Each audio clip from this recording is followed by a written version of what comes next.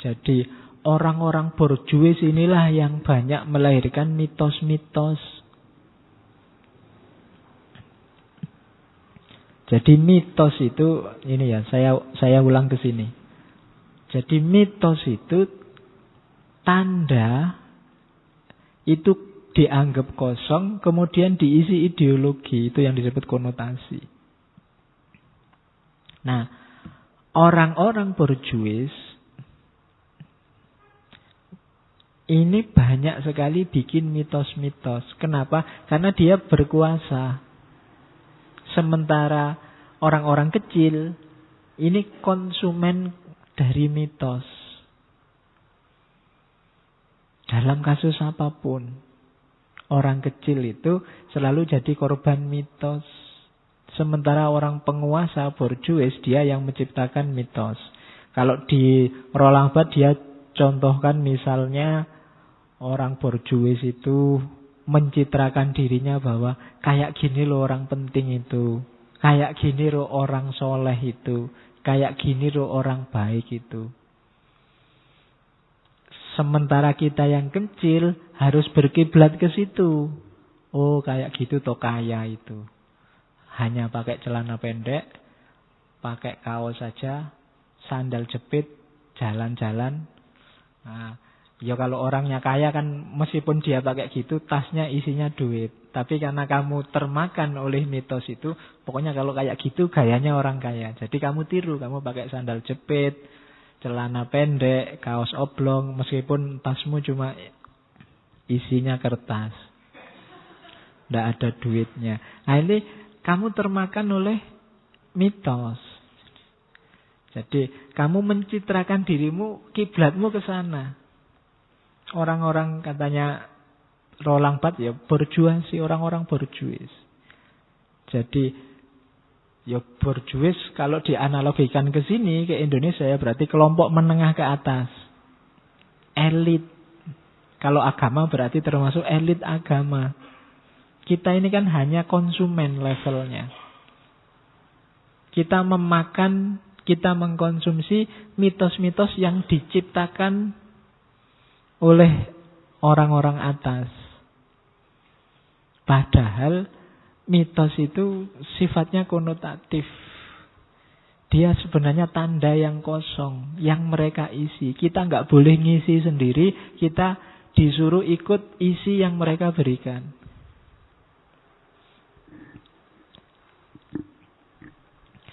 Ya kalau Hasan Hanafi kan banyak ngomong semacam ini, yang dia sebut sebagai Islam kiri. Maka Islam kiri bergeraklah karena kita ini selalu dihegemoni oleh Islam kanan. Ya Islam kanan itu bangsanya orang-orang pinter, ulama, kiai yang selalu kita posisikan sebagai pencipta apa yang baik, apa yang soleh, apa yang benar. Bikin kita tidak kritis. Kita hanya jadi konsumen. Oke, kita dihegemoni. Padahal katanya Hasan Hanafi, hati-hati loh, besok kita tanggung jawab itu sendiri-sendiri di depan Allah. Hati-hati, kalau keliru, meskipun kamu ikut siapa saja, kalau keliru ya tanggungan sendiri. Kamu tidak bisa alasan ikut siapa dulunya. Jadi Islam kiri itu Hasan Hanafi. Cuma Roland Barthes ya karena bukan Islam, nggak mungkin dia ngasih contoh Islam. Dia ngomong borjuasi. Borjuasi itu kan kalau di Eropa kelanjutannya feodalisme. Orang-orang elit, model baju, gaya berpakaian, dan macam-macam itu kan biasanya kita kiblatnya kan ke atas, kelompok menengah ke atas. Sementara kita sendiri kan menengah ke bawah. Kelihatannya begitu.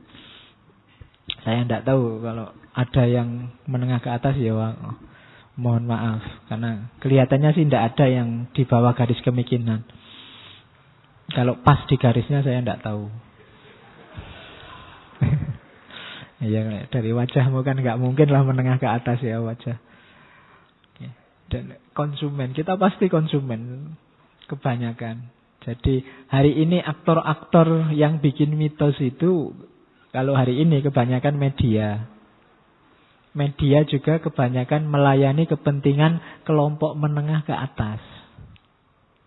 Dan kita konsumen itu, kalau menengah ke atasnya ngamuk, kita ikut-ikutan ngamuk. Kalau menengah ke atas curang, kita ikut-ikutan curang.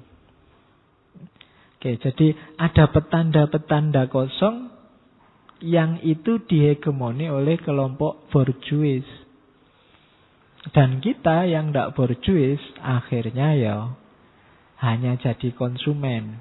Tapi katanya Roland Barthes, hati-hati ya, kiri juga bisa berpotensi kayak borjuis.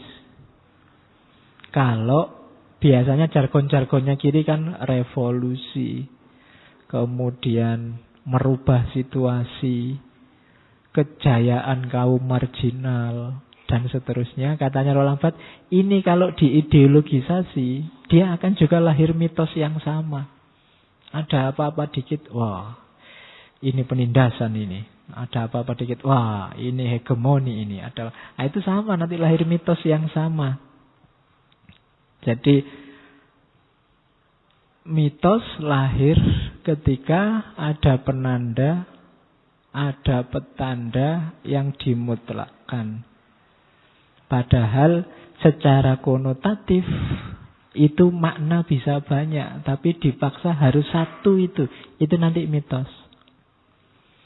Pokoknya tafsir yang paling benar ini, yang lain salah semua. Itu mitos. Akan lahir mitos. Oke, jadi menutup kemungkinan konotatif, kemungkinan konotasi, kemungkinan keragaman makna. Terus, contoh lagi di tulisannya. Ini nanti banyak contoh, karena gayanya Roland Barthes itu kasus-kasus dia bahas. Perancis dikenal sebagai negaranya wine, anggur. Kan anggur Perancis itu kan terkenal di mana-mana. Ini sejenis mitos juga, katanya Roland Barthes. Padahal katanya Roland Barthes, yang punya kebun anggur itu daerah-daerah Afrika Utara. Mereka kelompok-kelompok yang nanam anggur, panen anggur. Cuma nanti diekspor ke Perancis. Perancis yang ngolah jadi wine, dan dia mengklaim dirinya negara wine, negara penghasil anggur. Padahal enggak, itu dari Afrika Utara. Cuma terlanjur ada mitos. Mitos ini menafikan eksistensi orang-orang Afrika Utara yang nanam anggur. Gara-gara mitos Perancis negara anggur itu kayak apa ya? Indonesia negara batik, tapi terus batiknya diklaim sama Malaysia misalnya, yang kamu ngamuk-ngamuk itu. Seandainya klaim ini diterima, terus dunia ngaku ya batik itu miliknya Malaysia, itu kan akan lahir mitos bahwa batik itu milik Malaysia. Sama kayak reok Ponorogo, dulu diklaim, terus kamu marah-marah lagi sehingga nggak jadi. Kalau itu jadi, lama-lama akan lahir mitos bahwa reok itu budaya Malaysia. Jadi proses ini namanya mitos. Termasuk konsumsimu hari ini. Pokoknya Pak, saya kalau sabun tidak mau kalau bukan Lux. Nah, karena sabun Lux itu sabunnya artis-artis dan bintang film. Nah, ini mitos. Kalau pasta gigi saya harus Pepsodent, Pak. Karena Pepsodent yang bisa menjaga 24 jam. Ini mitos lagi. Pasta gigi itu bahannya apa saja podo. Mereknya apa saja bahannya sama. Tapi kamu dimakan oleh mitos merek ini. Sama kayak HP. HP itu ya sama kayak komputer, kayak laptop. Bahan rakitannya sama. Yang membedakan paling kapasitasnya besarnya berapa sama mereknya. Kalau kamu fanatik merek, itu berarti kamu termakan oleh mitos. Nggak peduli kontennya apa, yang penting, nah itu mitos. Ngaji ini bisa juga loh jadi mitos. Kamu nggak peduli ngajinya apa, pokoknya kalau malam Kamis ya ngaji. Lama-lama dia akan jadi mitos. Contohnya kayak Perancis, negara anggur ini. Oke, Contoh lagi yang paling mudah kelihatan katanya orang Barat, fashion.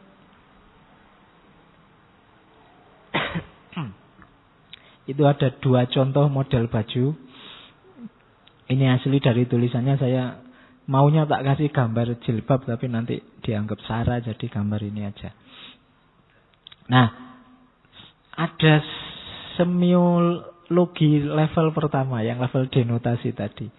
Yang atas itu kan cuma baju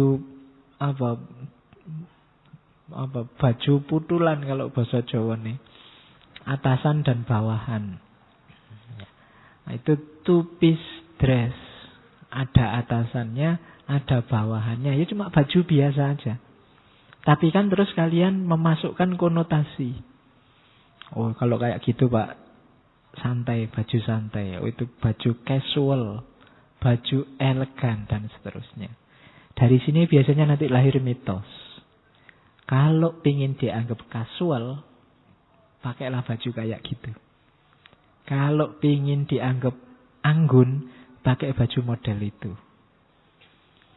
Ini nanti lahir mitos. Kalian gak melihat posturmu, bentuk tubuhmu kayak gimana, pokoknya pakai itu. Kelihatan anggun. Nah, ini yang termakan mode biasanya kena mitos ini. Jadi tidak semata-mata untuk menutup tubuh. Pakaian itu kan menutup tubuh. Tapi di situ ada banyak mitos-mitos lain yang main. Kalau ingin kelihatan macho, pakailah slim fit. Wah, sekarang kan kamu nyari baju yang itu, yang meletet-meletet itu slim fit. Begitu kamu pakai, lawang perutmu jendil, jadi enggak jadi slim fit. Akhirnya kamu kayak hamil 3 bulan. Nah, sekarang kan banyak model gitu. Tapi kamu merasa macho dengan itu. Kalau sudah pakai itu, mau anggap yang lain itu kagum semua. Nah, itu mitologi, kamu termakan mitos. Slim fit itu mitos-mitos Korea itu kan banyak. Ya artis Korea ganteng-ganteng, putih-putih, cakep, langsing-langsing. Wong kalian, iya. Jadi ya dibaca sendiri dulu dirinya sebelum termakan oleh mitos. Yang bawah juga begitu. Itu biasanya disebut punk dress, bajunya anak-anak punk. Dengan konotasinya, mungkin kamu pingin dianggap uraan, pingin dianggap cari perhatian, pingin dianggap pakai baju itu. Jadi ketika kamu milih baju pun bukan keinginanmu, tapi tuntutan mitos-mitos yang kamu yakini kebenarannya.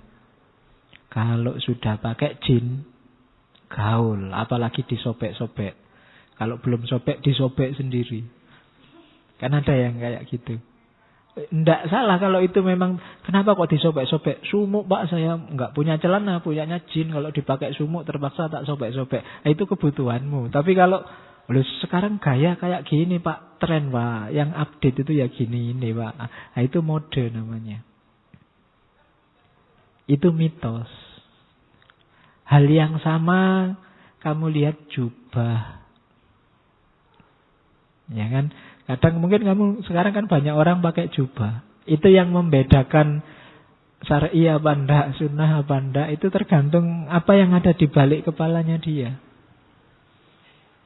Jangan-jangan hanya termakan oleh mitos. Termakan mitos itu kalau sudah begini Pak, inilah citranya orang soleh. Nah itu sudah. Jadi kebalik, ada nuansa merasa tinggi di situ. Tapi ya itu berarti termakan mitos. Apalagi sekarang itu kalau di kalimatnya Roland Barthes itu baju itu macam-macam loh. Ada baju olahraga, ada baju kantor, baju liburan, baju resmi, baju ndak resmi. Bahkan di barat yang fashion-fashion itu baju musim semi, baju musim gugur, baju musim macam-macam jenisnya baju. Kalau kita kan ndak ada. Kita adanya musim hujan sama musim panas. Kalau kostum musim hujan kan kita tidak punya, paling jas hujan itu aja. Nah, yang lain yang tidak. Jadi tuntutan mode. Saya tidak tahu ada nggak di sini yang punya baju tidur ya. Baju tidur itu ya baju untuk tidur kan itu. Kamu nggak berani baju tidur dibawa kuliah. Sebenarnya kan kamu pakai kuliah juga tidak masalah, tahu kan sudah. Di kode etiknya di kampus kan nggak ada syarat nggak boleh pakai baju tidur.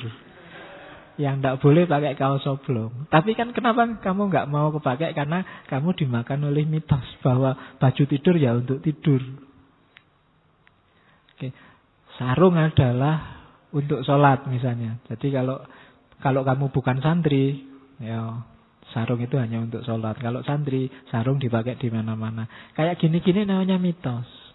Apa ndak bisa kamu jalan-jalan di mall pakai sarung? Kan bisa. Dan boleh. Boleh toh? Masuk kamu diusir satpamnya gara-gara mas pakai sarung? Pergi enggak kan? Boleh. Tapi kenapa kamu nggak berani pakai sarung? Saya kapan itu ke Madura. Di Madura itu banyak orang jalan-jalan di mall pakai sarung. Jangan salah. Ya. Terus saya bilang sama teman-teman, di mall ini ada satu barang yang susah lakunya. Celana dalam cowok. Karena pakai sarung kalau di Madura itu dalamannya biasanya ndak ada. Jadi kamu jangan mikiri bisnis celana dalam kalau di Madura. Ndak laku kamu. Oke. Kayak gini-gini ini mitos namanya. Sama kayak sepatu. Sepatu itu secara denotasi itu kan untuk melindungi kakimu. Tapi kamu belinya sepatu yang bermerek sehingga kalau hujan, kalau medannya berat, sepatumu kamu copot. Kamu lebih suka kakimu yang lecet daripada sepatumu yang lecet. Padahal sepatu itu kamu beli untuk melindungi kaki. Kan banyak waktu kamu naik motor pulang kampus hujan-hujan, wah eman-eman sepatunya.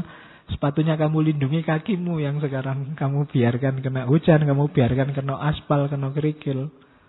Kebalik kamu dimakan oleh mitos. Itu yang bahasanya Roland Barthes, mitos-mitos manusia modern. Jadi ketika ada sesuatu, kamu lekati makna. Tidak sekedar faktanya. Jadi pakaian sekarang tidak lagi bunyi pakaian, alat penutup tubuh. Dia juga bunyi sebagai gaya, sebagai mode, sebagai fungsi. Dan seterusnya. Oke, terus. Nah, oleh karena itu, katanya Roland Barthes, diingat-ingat rumusnya mitos itu, katanya Roland Barthes, mitos adalah naturalisasi konsep. Jadi naturalisasi konsep itu natural. Natural itu kan alami. Sesuatu yang tidak alami diposisikan sebagai alami. Jadi baju tidur itu ya janjane ya baju biasa. Dengan model semacam itu. Kamu pakai apa aja boleh, tapi kamu rumuskan, kamu konsepkan bahwa baju tidur ya baju untuk tidur, itulah kebenarannya. Itu namanya naturalisasi.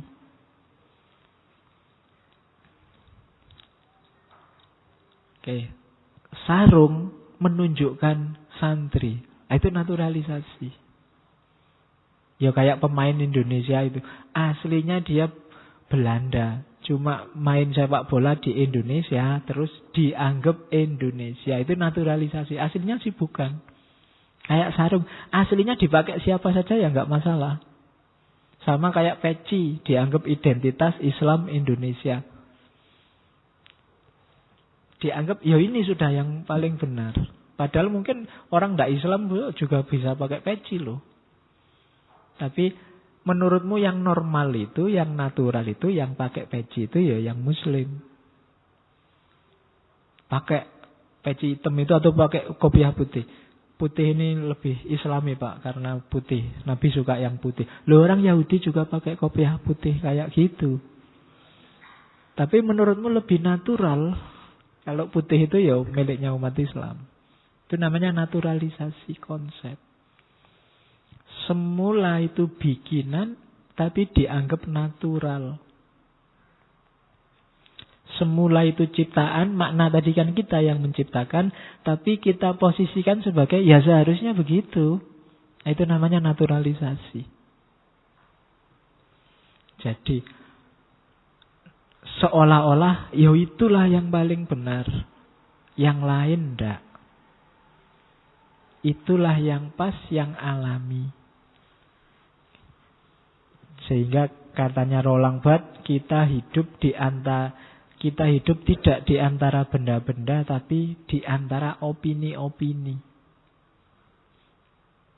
Jadi hidup kita itu, saya tidak berhadapan dengan laptop, dengan mikrofon, tapi dengan opini orang tentang laptop, opini orang tentang mikrofon, opini orang tentang masjid, opini orang tentang kampus, opini orang. Hidup kita sebenarnya di belantara opini, tidak di belantara benda-benda. Kamu tidak sedang berhadapan dengan Ahok, tapi berhadapan dengan opini orang tentang Ahok. Entah opini pro atau opini kontra. Kamu tidak berhadapan dengan Jokowi, tapi berhadapan dengan opini orang tentang Jokowi. Atau opinimu sendiri tentang Jokowi. Jadi medan perjuangan kita itu bukan perjuangan di antara benda-benda, tapi perjuangan di antara opini-opini, pandangan-pandangan, di antara mitos-mitos yang sebenarnya itu bikinan, tapi dinaturalisasi, diposisikan sebagai pasti benar. Itu ciri selanjutnya dari mitos. Oke. Yang minumnya habis boleh ngambil lagi, kalau masih ada.